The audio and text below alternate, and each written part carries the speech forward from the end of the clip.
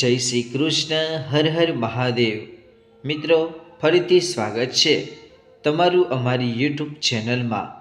આજની આ વિડીયોમાં અમે તમારા માટે જે કહાની લઈને આવ્યા છીએ તે કહાની ખૂબ જ જ્ઞાનવર્ધક અને બોધપ્રેરક છે. તો મિત્રો, આજની આ વાર્તાને અંત સુધી સાંભળ્યા પછી ચોક્કસ તમારી આંખોમાં આંસુ આવી જશે. તેથી થોડો સમય કાઢીને અંત સુધી જરૂર સાંભળજો. તો મિત્રો, સવારના 8 વાગ્યા હતા, પણ બેસનાના હોલનો દરવાજો બંધ હતો. કેટલાક લોકો સમયસર આવીને વારંવાર ઘડિયાળ જોઈ રહ્યા હતા. જો કે તેમના ચહેરા પર બેસણા પછીના બીજા શેડ્યુલ વિશે વધુ ચિંતાની રેખાઓ હતી. જલ્દી શરૂ થાય તો થોડીવાર બેસીને નીકળી જઈશું તેવી ઉતાવળ લઈને ઘણા લોકો આવ્યા હતા. તેમના કેટલાક લોકોના એક હાથમાં શોક સંદેશાનું કવર અને બીજા હાથની આંગળીઓ મોબાઈલ સ્ક્રીન પર ફરી રહી હતી.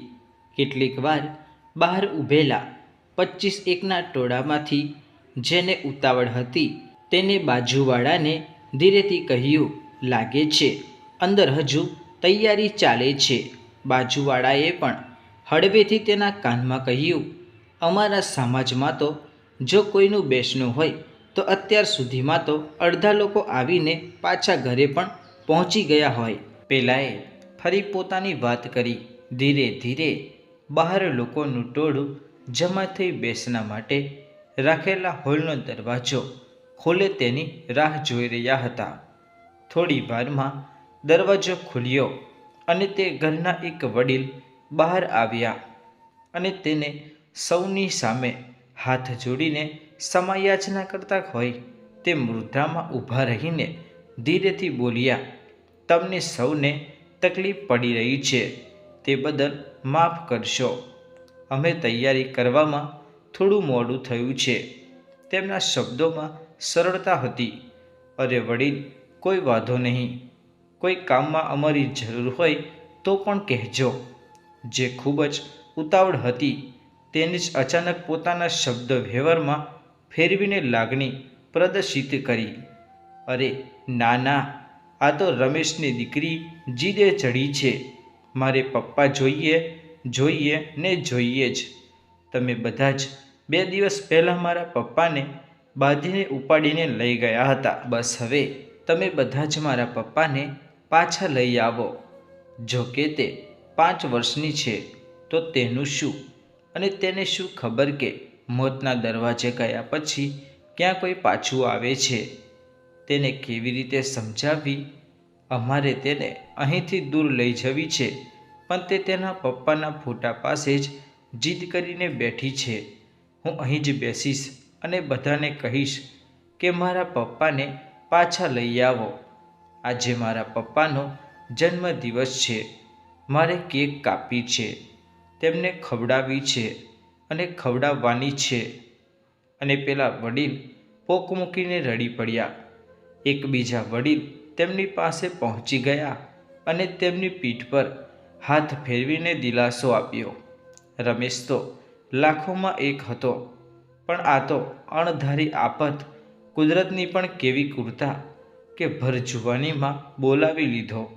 અરે, દરેક લોકોના હૃદયમાં તે પોતાની છાપ મૂકીને ચાલ્યો ગયો. દુઃખ તો અમને સૌને છે. તમે પણ હિંમત રાખો, સૌ સારાવાના થશે. પેલા વ્યક્તિના દિલાસાથી વડીલને હૈયા ધારણા મળી. પેલા વડીલ અંદર ગયા અને બધા ફરી પોતપોતાના પરિચય ચહેરા પાસે ટોળે વળ્યા. ધીરે ધીરે બહાર લોકોનું ટોળું વધવા લાગ્યું. સૌ કોઈ દરવાજો ખુલે તેની રાહ જોઈને મીટ માડી રહ્યા હતા અને ઘણા લોકો બેસણાનો રિવાજ પતાવી નીકળવાની પણ ઉતાવળ હતી. રમેશ, જેના 2 દિવસ પહેલાં જ સ્વર્ગવાસ થયો હતો, એક સરળ વ્યક્તિત્વ, સદાય હસતો ચહેરો અને મદદ માટે તેના હાથ હંમેશા લંબાયેલા જ રહેતા. સમાજ, સોસાયટી અને સૌ કાર્યમાં તે આદર્શ વ્યક્તિ તરીકે ઓળખ બનાવી ચૂક્યો હતો. તેનું અકાળ મૃત્યુ સૌને આંચકો આપી દે તેવું હતું. રમેશ જિંદગીના ઘણા કપરા સંજોગોમાંથી સંઘર્ષ કરીને આગળ વધ્યો હતો. જો કે તેને પોતાની લીલી વાડી પણ બનાવી ન હતી. ઘરની કોઈ આર્થિક સદ્ધરતા પણ નહોતી આવી. હવે તો બધું એકાએક છોડીને ચાલ્યા જવું, ઘર પરિવાર જાણે હવે થોડા દિવસોમાં જ પડી ભાગશે તેવી પરિસ્થિતિએ પણ પહોંચી જાય છે. રમેશ પાસે કોઈ સરકારી નોકરી ન હતી કે કોઈ બેઠી આવક પણ નહીં. એક સામાન્ય કંપનીમાં નોકરી કરતો હતો અને અચાનક જ વિદાય લઈ લીધી. ઘરનો મોભી કે ઘરનો કમાવ દીકરો બધું એક જ રમેશ હતો. રમેશના બેસણા માટે હોલની બહાર લોકોની ભીડ વધી રહી હતી. પેલા દિલાસો આપનાર માણસને કંઈ સૂઝ્યું હોય તો તેને સૌની સામે જઈને કહ્યું, આમ તો હું પણ તમારી જેમ એક રિવાજ નિભાવવા જ આવેલો છું અને એ જ વ્યક્તિ છું.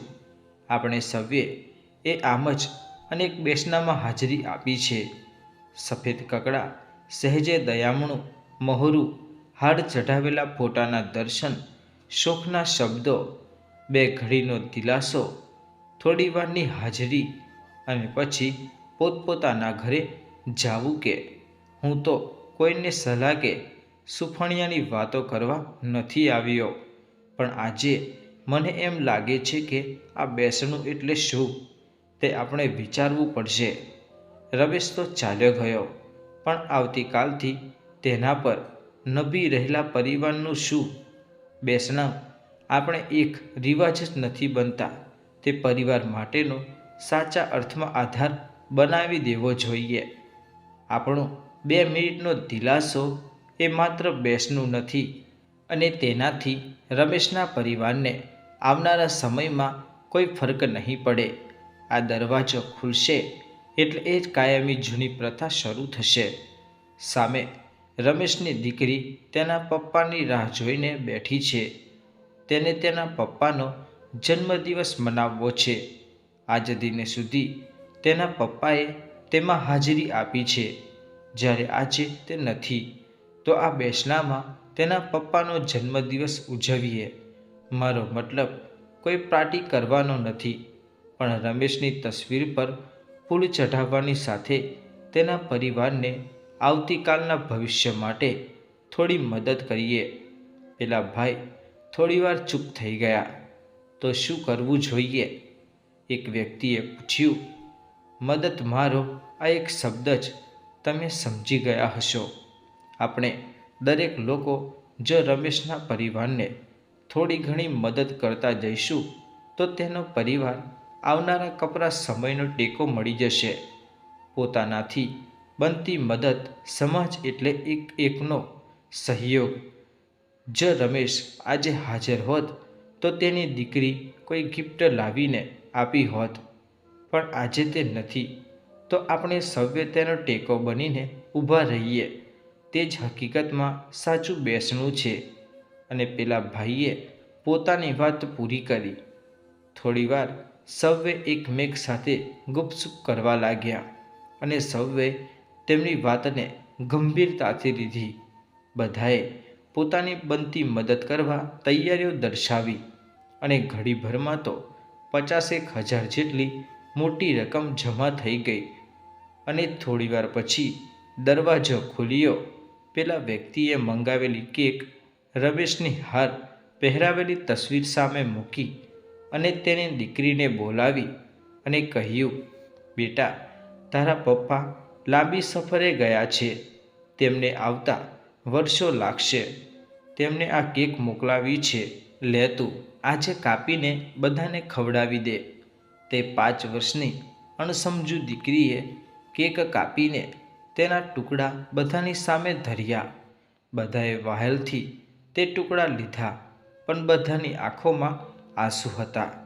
છેલ્લે તે દીકરી પેલા વ્યક્તિ પાસે આવી અને બોલી, કાકા, બધા કહે છે કે મારા મમ્મી પપ્પા મરી ગયા છે. હવે તે પાછા નહીં આવે. પણ મને ખબર છે કે તે મને મૂકીને ક્યાંય જાય નહીં.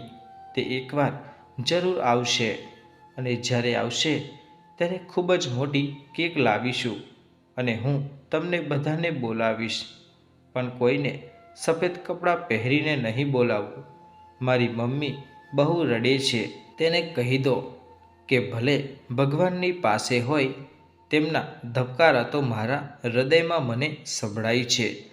અને પેલા વ્યક્તિને વળગી પડી.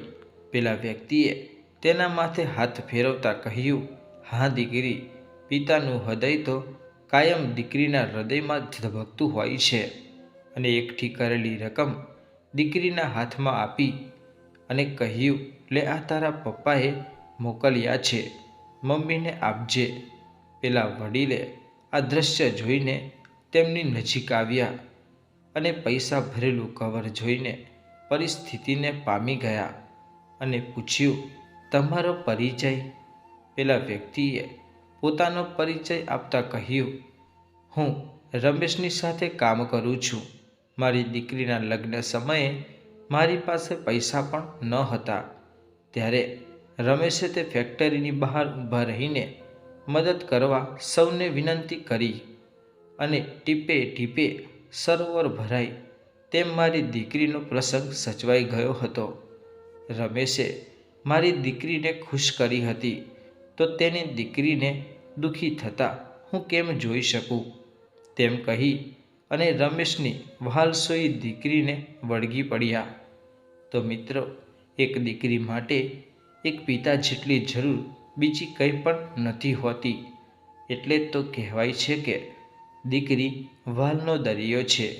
તો મિત્રો, આજની આ વાર્તા અને આ કહાની જો તમને ગમી હોય અને અમારી ચેનલની આજની આ વિડીયો તમને પસંદ આવી હોય તો વિડીયોને લાઈક કરી શેર કરી દેજો અને અમારી ચેનલને સબસ્ક્રાઈબ પણ કરી દેજો. ફરી મળીશું એક નવા વિડીયો સાથે. જય શ્રી કૃષ્ણ. જય સ્વામિનારાયણ.